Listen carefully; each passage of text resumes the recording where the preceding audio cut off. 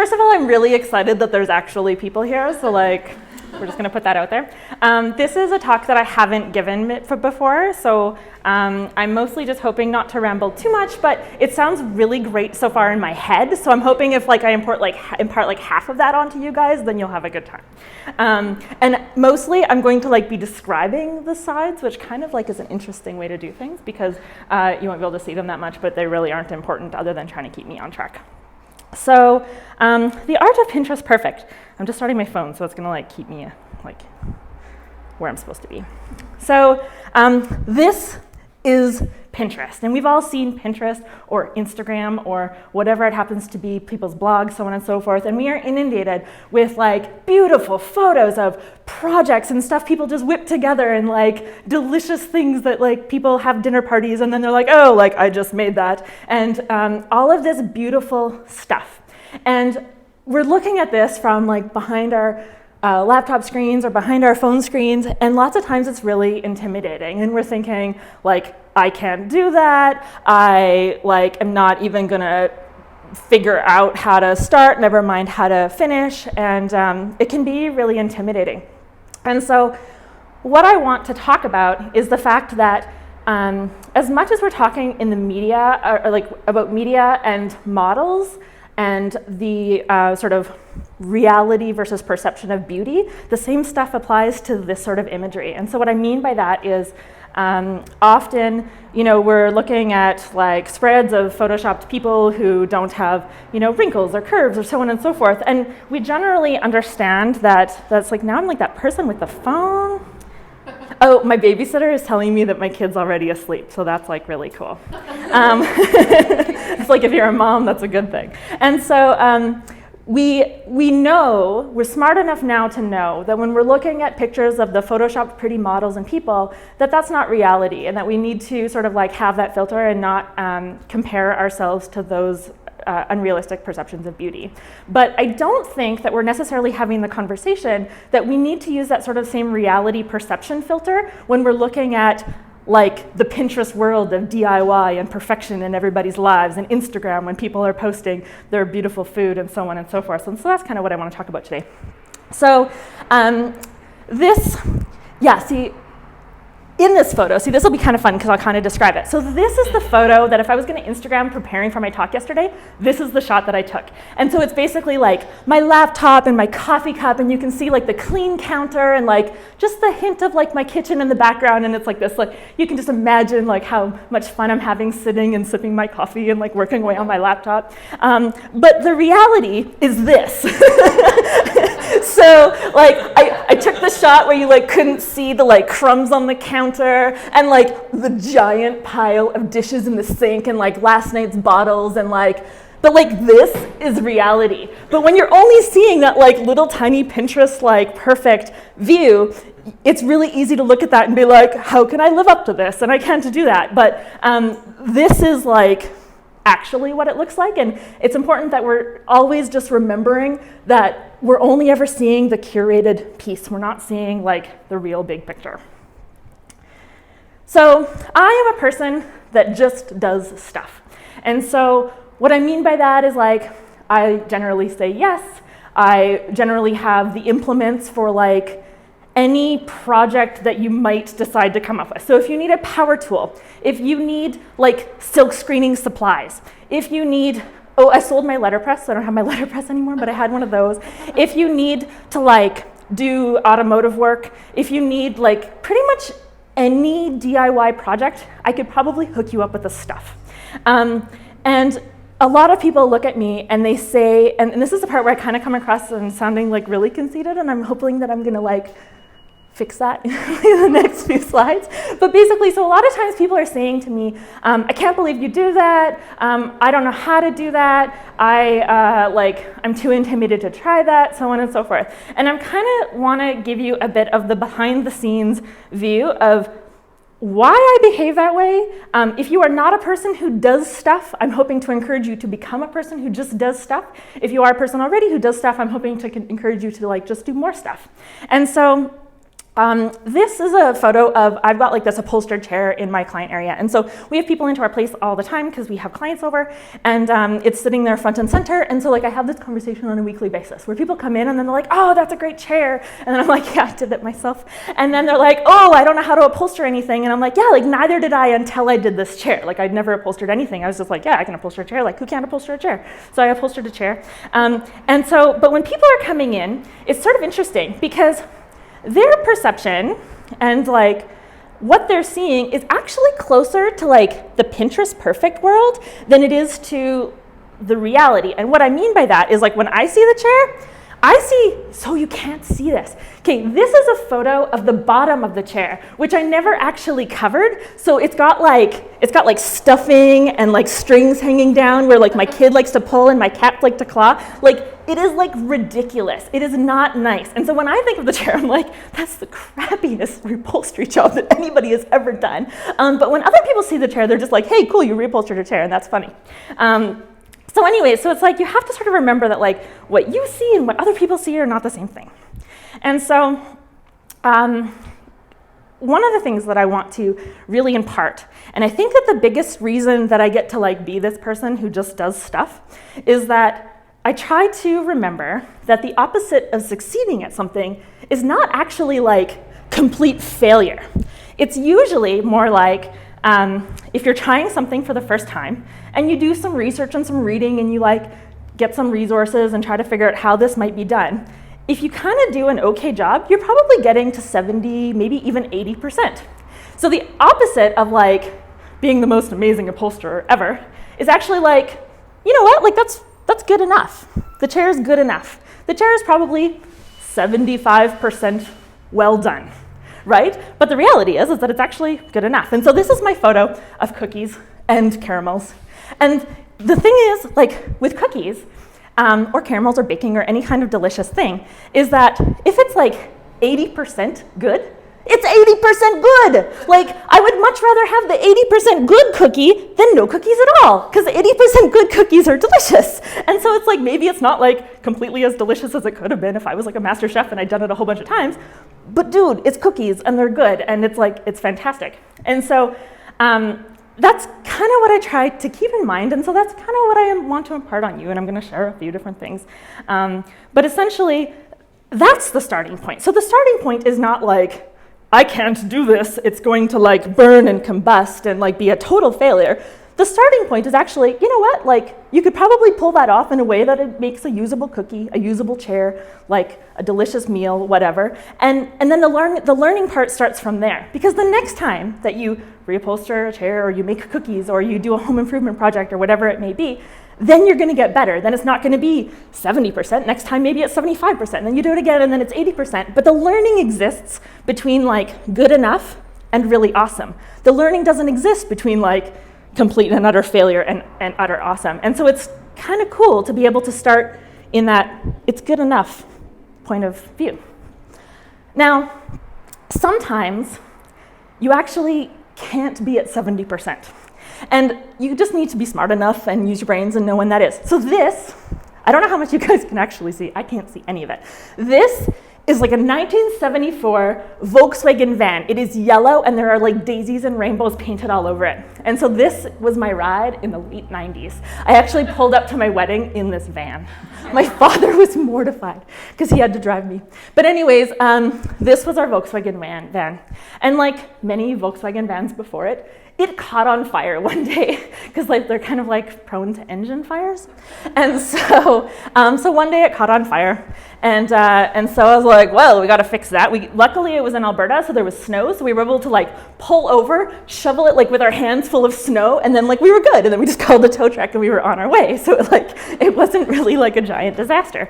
But then we had to fix it. And so my husband was like always very mechanical, which is just because we always had like really crappy vehicles, as you do in Alberta, in like living on a farm or whatever. But this was something that he was not touching with a 10-foot pole. And so I'm like, I am girl, I can solve this problem. And it was like, it was before we were married, so it must have been 1999. And so Thankfully, the Volkswagen enthusiasts were on the internet. A lot of other people were not on the internet, but the Volkswagen enthusiasts were on the internet. And so I went to the internet and I found the air-cooled forum, and I was like, I need me a wiring harness. And so a wiring harness doesn't come from like the factory with instructions and it's all like curled up in a box. No, a wiring harness for a Volkswagen bus is pulled out of another old vintage Volkswagen bus, and it's just like crammed with a whole pile of wires into a box and mailed to you. And so it's like, you open up the box and you're all excited about your wiring harness, and it's basically just like a giant ridiculous mess of wires that I'm now going to like get into my bus, and then maybe it'll start again. And so this is a situation where 80% wired properly, that's not good. So this is a situation where, like I did the work, I got it mostly good, and then I towed it to my mechanic and I'm sure he was like, because if I was a mechanic, I would not want this client where I'm like, so I rewired it myself. But I'm too scared to hook up a battery and test it, so you do that part. But that's what I did, and then he did. He didn't send me away, and so anyways, he said I had it all right, and it was like good, and it did not catch on fire, and so yay, like I rewired my bus. And so this is just like the internet now. So at that time, I sort of had like one forum on the internet, but now if you search for like rewiring Volkswagen buses, you get like YouTube videos and tutorials and photos, and the cool thing is that being somebody that just does stuff now is so much easier than it was before the internet, because so many other people have already done it, and so you actually don't need to like do anything but just go research and read what they did and how like they didn't screw up or they did screw up or whatever, and then you just copy that and then you're good. So anyways, so then subsequent to that, we got a Volkswagen Bug. It's very cute. And then because I was like, I am woman and I can now do mechanical things, I did all sorts of things. Like my favorite of which was rebuilding a carburetor, because it's like, it's not wiring, I can't even burn it down. Like it'll be good, either it'll start or it won't. We're good. This is bread, whatever, it's bread. Some people, I don't understand, people think that bread is hard. I love making bread, but whatever. Sometimes things go sideways. This white area in the bottom is plaster running all over my kitchen because I like didn't have something sealed. I was just gonna like quickly like cast something in plaster before making dinner. And I think we had people over, maybe somebody here was there, I don't know. I don't remember who was there, but I was like, I think I was drinking more wine and chatting more than I was actually paying attention to what I was doing, and then all of a sudden there was plaster running everywhere, which kind of needed to be cleaned up before it got hard. But anyway, so the point being is that sometimes it goes sideways, and that's okay. The other thing about being somebody that does stuff is that I am an instant gratification person. So if I had to perfect something before I like released it to the world, I would probably never do anything at all, because I do not have the patience to like perfect stuff. I want to be like, do it the first time, get the like 70, 75%, it's good enough, and then like have the learning from there. And so I picked up ceramics because we have a ceramic studio in our building, which is kind of awesome. But the first thing that I did, I was like throwing on a wheel, and if anybody in here has ever done ceramics, you like throw on a wheel and it like looks really good on TV and in YouTube, and it's really not easy to do to be able to produce something that's quite nice.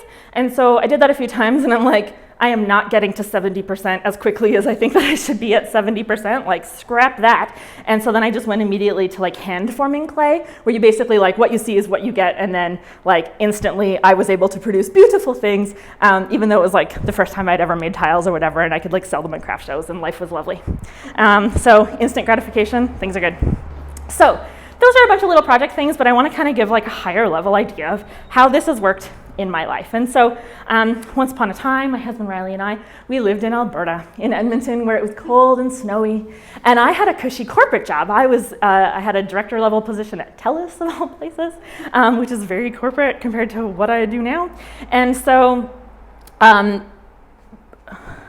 like the babysitter, it's very weird. It's like, it's not a babysitter we know. She's she's random. We just met her tonight, so then that's the only reason I'm kind of paying attention to my phone. It's like, yay, the house is not burning down. So anyways. 70% for babysitters. Yeah, I don't know. I'm actually more concerned about like the stranger in my house than I am about the stranger with the kid, because I'm pretty convinced that she's not going to let the kid like mortally harm himself, but I'm like more concerned anyways. Like being a mom is weird. Anyways, so cushy corporate job in Edmonton. And so because I try to be a person that like thinks that I can just do stuff, we lived in Alberta, and we were like, hey, like we've been doing this photography thing. Why don't we just like move our studio to Vancouver, like quit our jobs, and then just be photographers, and we'll be self-employed, and it'll be amazing. And so we did. And so like Rachel had said some of the like really cool accolades we've had, and so the cool thing is like, yeah, like when we started as a photographer, we were probably like 70%, but it's like you shoot some stuff, you make sure that the clients know that you're new, they've seen your stuff, like it's all good, everybody understands, and then you get better. With each time you do it, you get better, and you're able to sort of close that gap between like the 70% good to be like pretty good. And so we've like been very fortunate that we've had a really successful photography studio. We've done hundreds of weddings and like probably a couple thousand portraits. We're very grateful for everything that we've done. And so we're like here in Vancouver, and we're like doing this stuff, and we're self-employed, and we've got this business. And that was all good, but I was like, you know, like in the back of my mind, I was like, if anything ever happened, like if I like broke my leg or like anything like that, like the shoe would drop, like things would fall apart, and we would have to like move back to my parents' house in Alberta in the basement, and the world would be over, right? Because it's like, can you imagine if I broke my leg? Because then I wouldn't be able to shoot weddings, and how would you deal with that? So that happened. So basically I like very badly broke my leg and destroyed my knee, and I spent about 3 years in a wheelchair or on crutches or with a cane, and I had like 3 reconstruction surgeries and many months of being unable to walk completely. And other than the fact that I don't think that you should have to go through like surgeries and not being able to walk completely and all that stuff, the experience overall was so interesting and informative to like how we see the world that I kind of wish that everybody could have a similar experience. Because the sky didn't fall, things didn't catch on fire, I did not have to go home and live with my parents in their basement, which is like a huge win. The biggest learning that I got out of it is that walking is actually pretty overrated. And people laugh at me when they hear me say that, but I spent like 3 months in a wheelchair. And you know what? It's annoying to be in a wheelchair, and it's kind of inconvenient, and you can't go to some places. But on the whole, like, it's not that big of a deal. Like, you just adapt, you move on, you make decisions that like you would normally make. Like, it's not that big of a deal. And so it was kind of a neat experience, because it's like, you know what? Like, something that I previously thought would have been like, this would be the worst situation in the entire universe, is like, meh, like that was pretty manageable. So this is a photo of me in a wheelchair with 2 4x4s on a road that doesn't exist between like Pemberton and like Mission.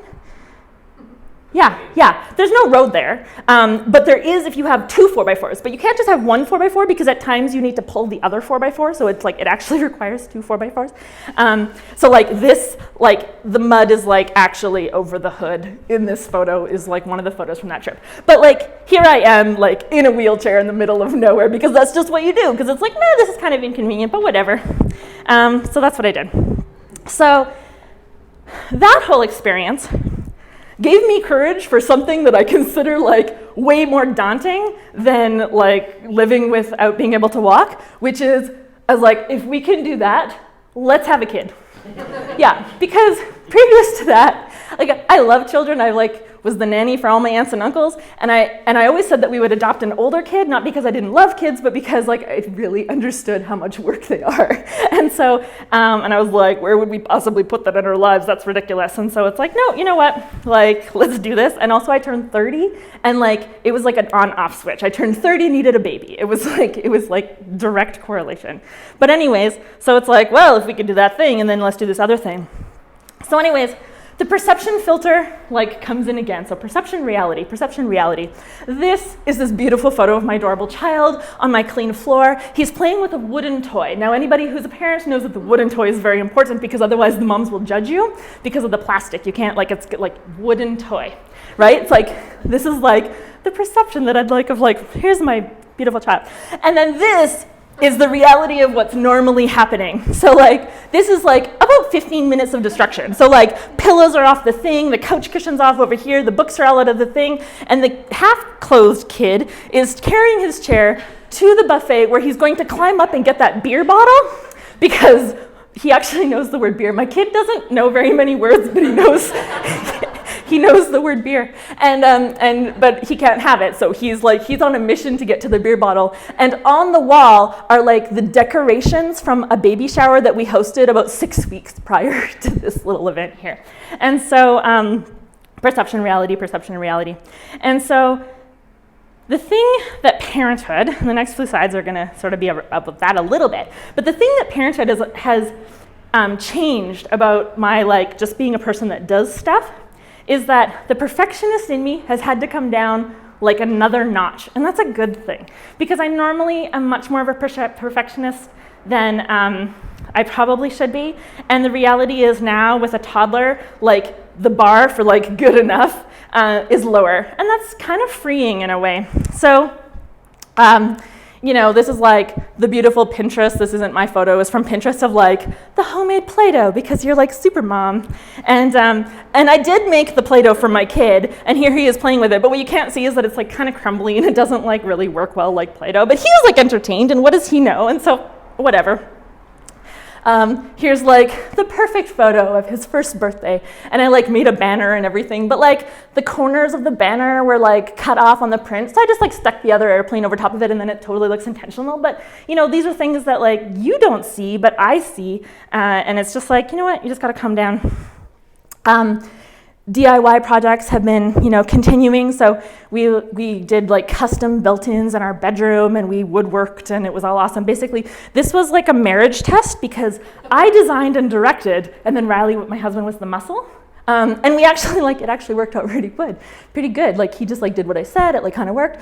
So we got the cupboards up, but they're not done because there's no face frames on them, and there's no doors on them or anything silly like that, because toddler. And so you can't see it as well, but my very lovely friend Jeannie here took this photo of our family recently, and so there's really nice curtains that are now covering the custom built-ins, and so it looks like this beautiful draped, and then there's curtains, and then it's well, no, that's because there's no doors on my cupboards. But you know what the cupboards do? They hold my clothes, and that's all that cupboards need to do. So anyways, I hope that what I've sort of said throughout all of this is that the opposite, I just want you guys to take home, and like I said, whether you're a person who already does stuff or you're not, I want you to do more stuff, because the reality is that the opposite of doing a really great job is not complete and utter failure. And then sometimes things the plaster run all over the kitchen, and whatever, it went sideways, but that doesn't necessarily have to define the fact that how you approach doing new things or not doing new things, and that the learning happens between good enough and being really great, but often good enough is all you need. So this is a favorite quote of mine from Doctor Who, which is basically, do what I do, hold tight, and pretend it's a plan. So, so that is my talk.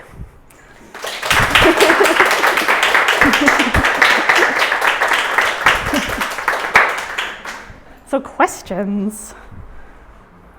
I feel like you skipped a step.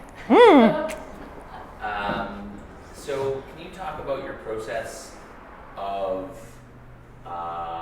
preparing to get to 80%? So I think that probably somewhere between putting 3 words in a Google search box and a YouTube video, there's something in the middle, and I'd like to hear about it. Yeah, thanks, Boris. I am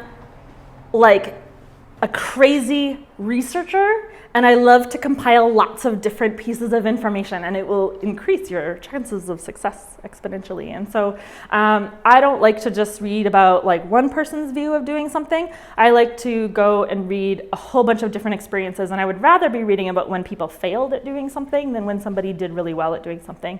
And so one of the other things that I think is really important to me is that I don't want to have the exact copy of somebody else's project. And so it's not interesting to me generally if I'm just following instructions. So I would rather get a general sense of how other people do this thing and then make up my own thing. And so that can apply to recipes. So oftentimes I'll sort of look at 5 recipes that are kind of maybe sort of ish what I want to do, and then I just make my own. Or it can be other types of projects as well. And so I try to just get a really solid understanding of how people have screwed this up in the past, and then figure out how to not do that, and then pull it together. Yeah. Did that answer your question? All right.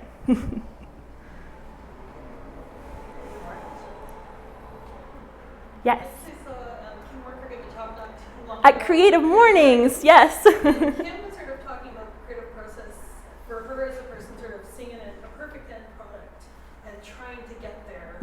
Where I think some of us, and were talking about her talk afterwards, were talking about, we're I think pretty much like you, where you sort of throw a bunch of things out there and see what sticks and figure out how to work with that. So it made me think there's different people that approach trying things differently. Absolutely. And are there things that are challenging to you? Because you seem to be. Of course. Everything on. So. Yeah. I think that I sometimes do a bad job of taking on things that I think up front I will be bad at. And so I often will gravitate to things and be like, I'll be totally good at that, I can rock that. And so I keep repeating myself. Yeah, I think that everybody has a different process, and it's Kim did a really great job in her talk. So anybody that wasn't at Kim Worker's talk, she spoke at Creative Mornings this month. You can actually go watch her talk on the Creative Mornings website, and it's actually really great.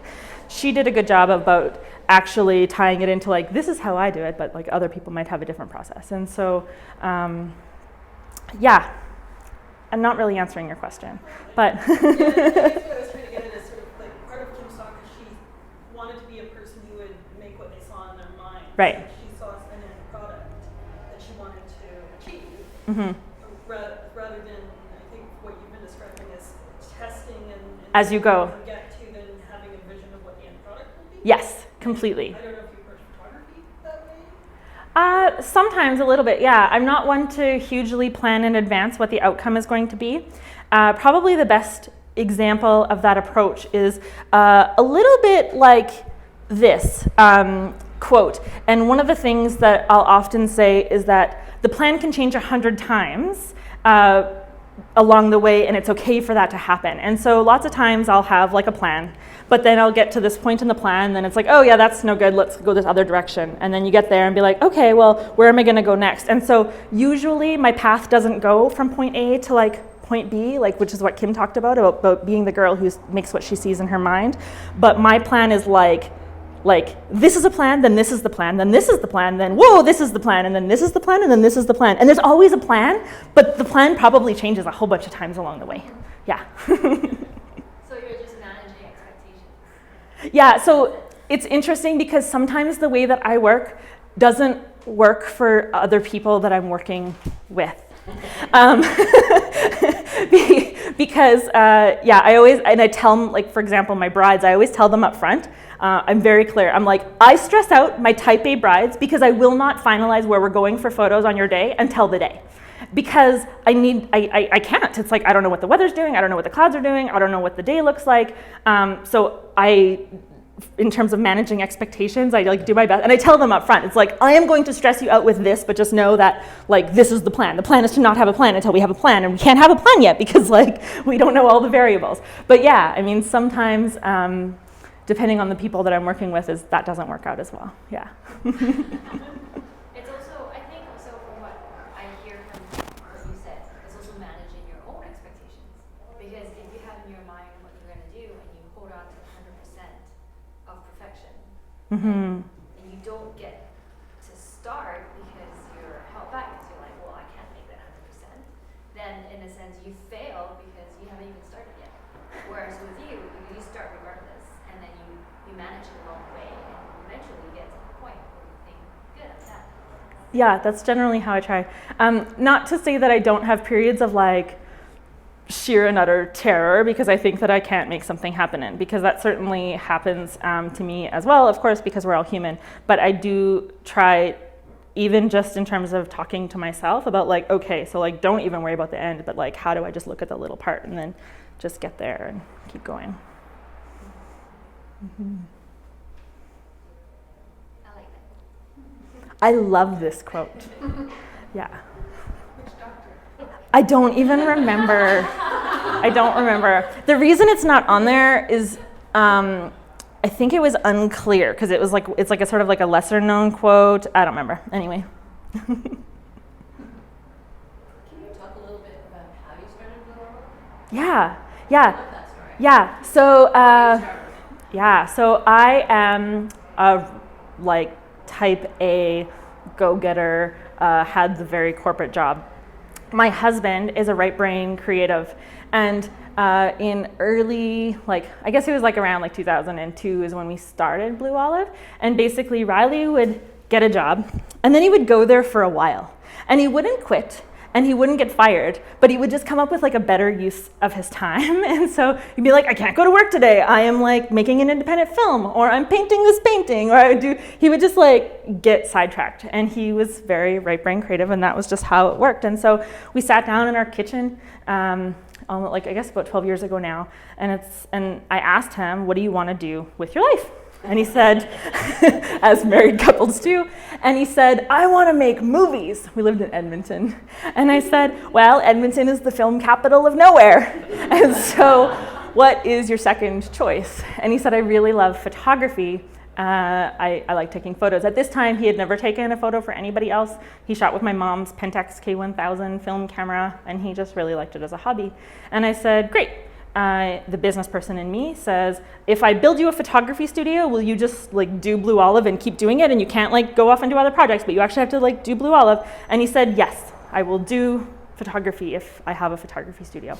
And so I did. So that week, at that time, we were on the internet, but nobody else was on the internet. And so at that time, in order to advertise, you use the Yellow Pages. And so I called up the Yellow Pages on the phone.